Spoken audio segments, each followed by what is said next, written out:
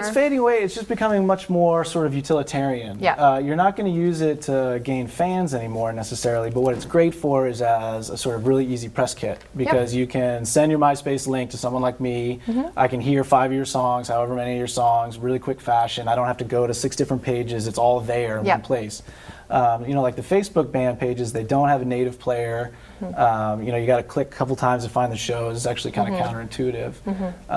And then also you've got these great new, I guess you call them music sharing sites, you know, Last.fm or Blip or Lala, where you can kind of post your music and let people just sort of find you.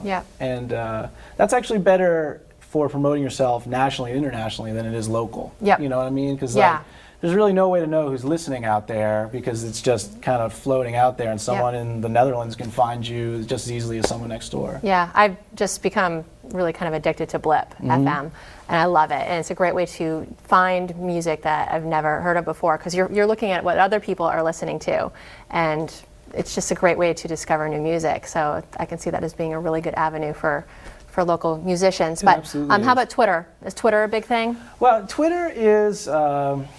You know, Twitter is a great mass notification device, right? So, you know, if you've got a message that you want to get out there to a group of people, you can shoot it out through Twitter and it gets there right away.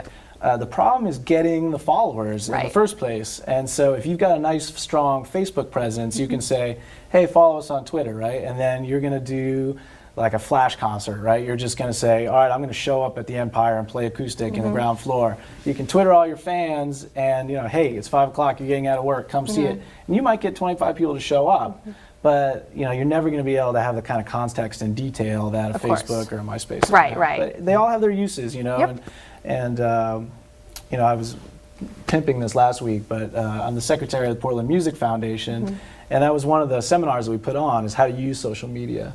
And the real big message that we had is just have a plan for each one. You know, don't just do it to do it. Say, okay, with Twitter, I'm kind of try to draw people to shows, and with Facebook, I'm going to try to develop a fan base, and with Lala, I'm going to try to sell things. You know. Yeah, it all kind of connects together, in my opinion. It's like all a big package, social media. The big problem strategy. is it's a ton of work. You know, like you have to have like, you know, everybody in the band constantly online to make it all work. You know? It is. Good.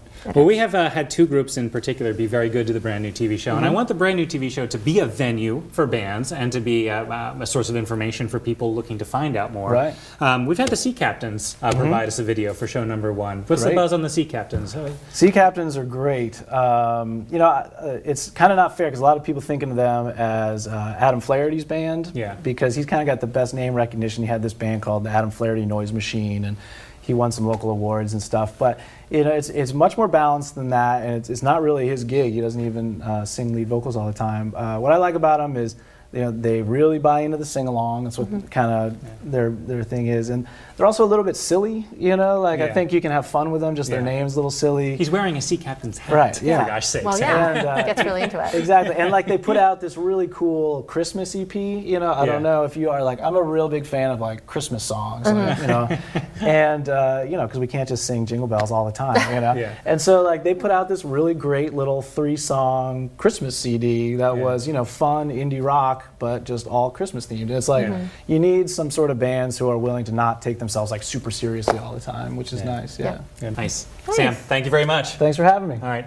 If you are a band and you would like to appear on the brand new TV show, please contact us. We need bands to come into the studio and appear. So thanks very much, and we'll be right back after this.